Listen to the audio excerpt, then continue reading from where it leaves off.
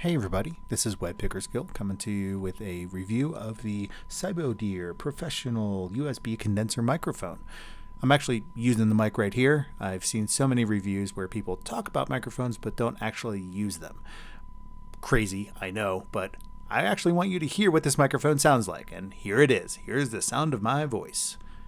Real quick, I have to do a shout out to the podcast stage, or is it podcastage? I could never understand how to pronounce it. And that's spelled Podcastage, for those of you searching later. It's a YouTube channel, and this guy reviews microphones. Extraordinarily helpful.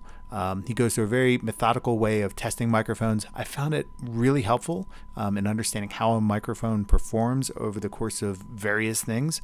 So I'm going to shamelessly borrow, or rather steal, a lot of his ideas and how he tests microphones. Please forgive me, but hopefully it helps you when you're reviewing this microphone. First, let's talk about what's in the box. Here is actually the box that comes in. A little confusing. This is actually showing the XLR connector, and actually it's a different color microphone than, but anyway, I digress. Otherwise, it comes in a pretty well packaged, has a foam cutouts for everything in the box. Also comes with this handy little manual. It's got some instructions on how to set up the arm, some specifications on the microphone itself, and on the back side has instructions on how to use it on either a PC or a Mac. Pretty handy. What else is in the box? Well, you get this really fancy microphone arm, attaches to your desk via a little desk clamp which screws on. It's pretty sturdy. It's sometimes a little wobbly, but for the most part, it stays on there pretty well. My desk is about 1 inch thick, and looking roughly, it looks like you might be able to get another ½ inch out of it before you'd run out of how far it can stretch out. So 1 inch to 1.5 inches of how much it could grab onto. It's pretty cool. The arm itself is pretty standard. It's not fancy, but it's also not underpowered either. It actually holds up the microphone really well. I can put this thing anywhere I want. It stays where I put it, so I'm happy there. It comes, of course, with a USB cable. It also comes with this really nice shock mount. It attaches to the arm right here. Shock mount. Very nice. It helps keep sound vibrations from coming through the arm. It doesn't eliminate them, but it definitely helps. It also comes with this cool pop filter, which we will test in a little bit. The pop filter actually can attach onto the arm in any place. It's just a little thumb screw, and you can move it anywhere you like. Last but not least, it also comes with a windscreen, which can go right over top of the microphone. We will test this also. Okay, that's what's in the box. Let's get into some testing. First thing to mention is I am actually recording this via USB directly into my iMac. I have an iMac 2012 late edition. I always forget. 2012 iMac. I'm recording this in OBS. So as you can see here on my Mac, this is the sound window that you have.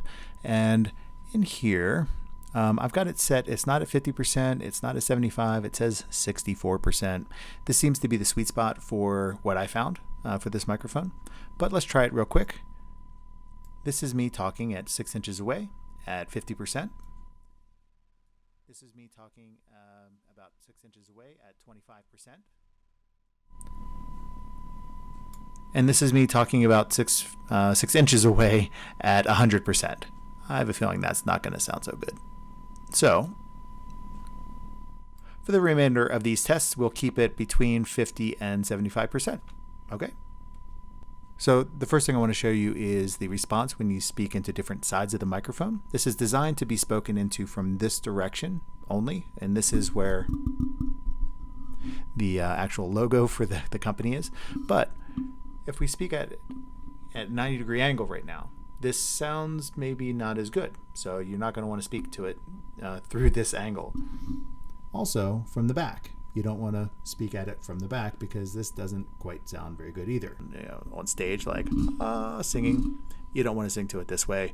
You definitely want to speak to it directly this way. This is the way it's designed. 6 inches away, right there. Speak right up next to the mic. I'm trying not to project. I'm trying not to let it clip, but I do want to hear the proximity effect, which is when you're right next to the mic. What does that sound like? This is about 6 inches away from the mic. This is what the manufacturer recommends the distance to be, and this is what it sounds like. This is what it sounds like to speak about 1 foot away from the microphone. This is the sound of my voice, 1 foot. This is the sound of my voice about 4 feet away from the microphone. This is the sound of my voice. And this is the sound of my voice about 10 feet away. I'm not measuring, but I'm guessing this is about 10 feet away. This is the sound of my voice.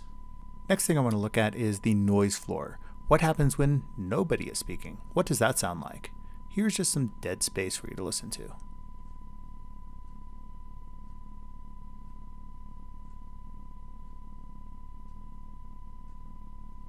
Now, just so that you understand what that noise floor sounds like, I'm going to amplify it a little bit so you can actually hear it a little bit better.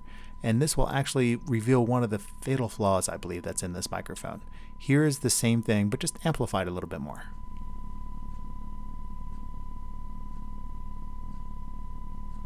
Okay, now we want to test the responsiveness to plosives.